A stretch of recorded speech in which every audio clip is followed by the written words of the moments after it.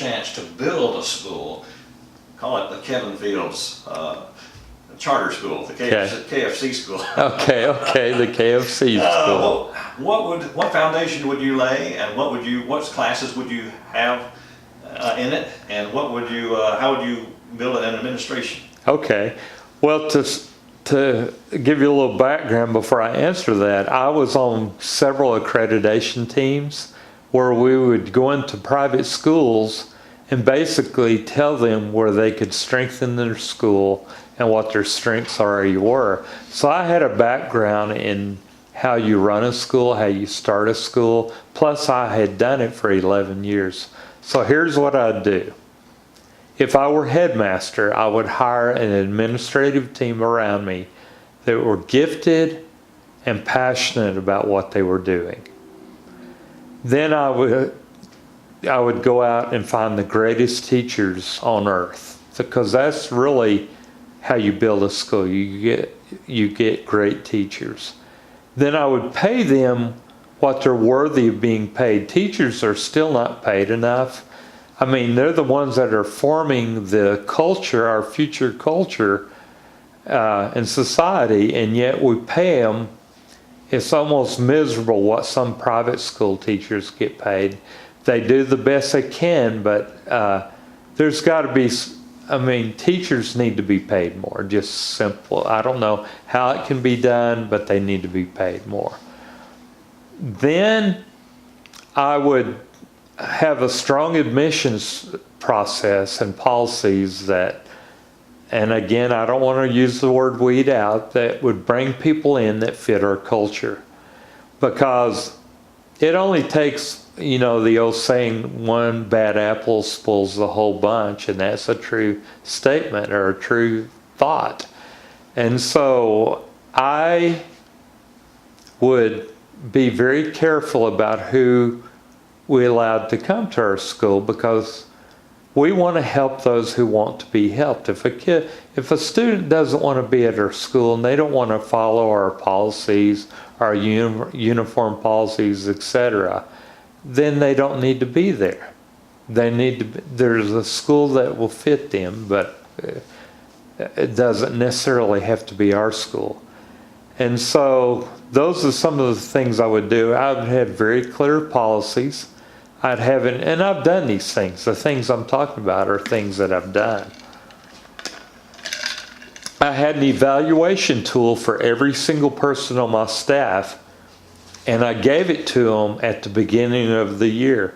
So when they were evaluated at the end of the year, they knew exactly every single thing that they would be on which they'd be evaluated. So that is, people have to know where they stand and what's expected of them. And then I would encourage them. I would try to do little things for them. Like, I've put money in teachers' boxes before. I've helped kids out with lunch money and different things like that. And I want a whole culture of that, of having, my wife and I took a course one time called Growing Kids God's Way, and it has a lot of good philosophy about how to raise kids, but it also helps in education. You build a relationship before you put in rules. So if the kid doesn't feel like you love him or her, and doesn't feel like you care about what he or she does, rules are not going to help.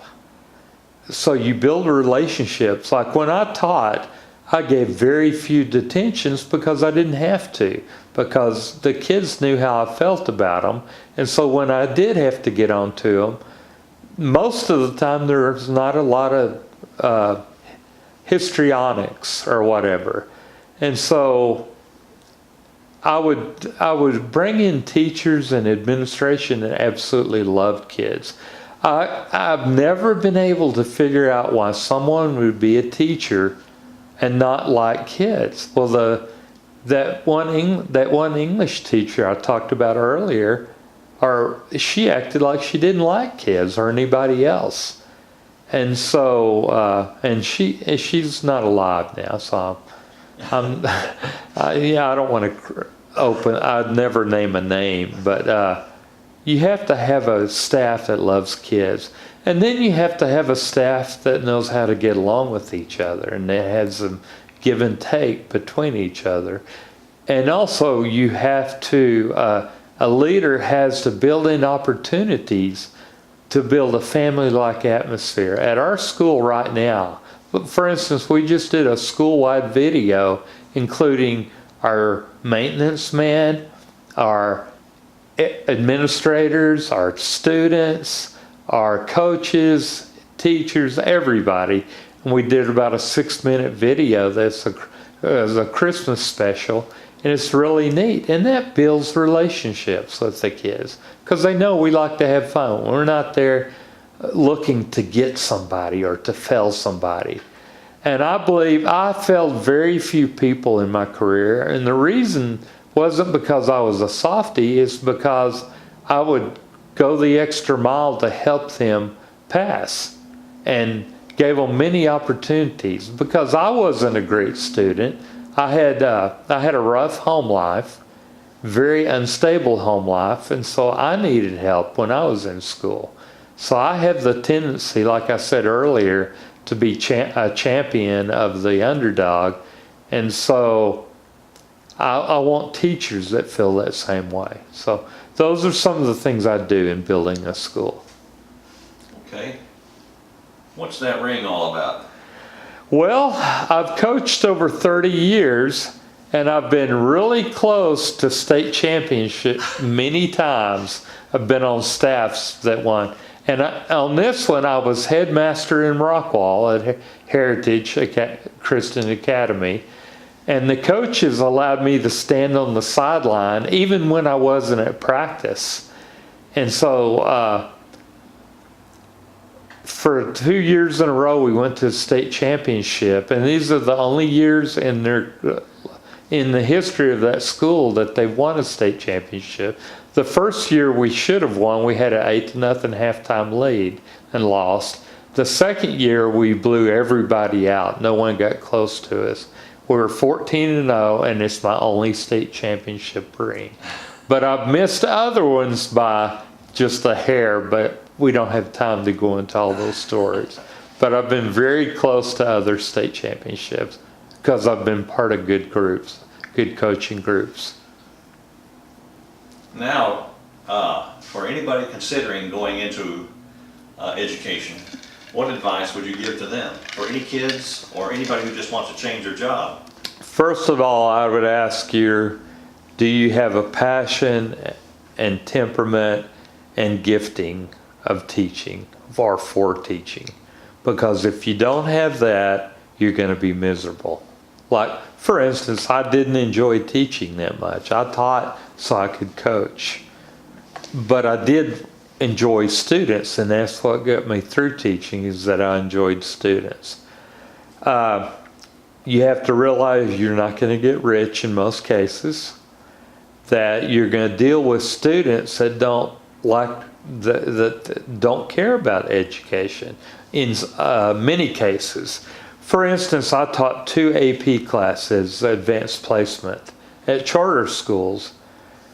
And out of 25 students, only in each class, I took a poll on who likes to read outside of school. These are your best students. Out of 25, 2 years in a row, only 5 read outside of school. So we're not a reading society, and yet what we're teaching them is out of books where you have to read. And so it's a very tough culture we live in, because kids aren't using their minds as much. They're getting a lot of information off the internet and things like that. And so they don't read, where they have to form pictures in their minds because they have so many videos, television, movies, internet, etc. And so they're not exercising their brain like they did when we were growing up and before. So that makes, you have to know that going in, that you have to be very creative to be a great teacher. And you can still reach them. They're still good kids for the most part. but you have to be a better teacher than you did 30 and 40 years ago. You have to use more video in your teaching. You have to have more creative lesson plans. So it's a harder job, but it's very rewarding if you have those things that I just mentioned. All right. Last word. What do you want to say? Oh, that's a tough one. I'm glad I chose the career that I chose. I think God chose it for me. And to close, I'll give you a story that shows me God chose this for me.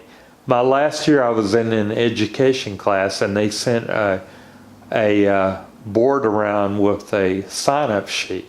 And it was for a school I had never heard of. Well, all these people were signing up for it, and I just thought, okay, I'll put my name down. And so there were probably 30 to 40 people that signed that clipboard, that paper. And I was the only one that got the job. And so that opened the door to my future career. And each step along the way, God's opened up doors in such strange ways that are just unbelievable. For instance, there were three things, I'll end on this. There were three things I was never going to do, and I said it several times. I was never going to be an administrator, I was never going to work in private schools, and I was never going to coach girls. Well, I did all three for many years, and I loved all three, so my last word would be never say never. It's because you don't know what God has in store for you, what blessings He has. Thank you.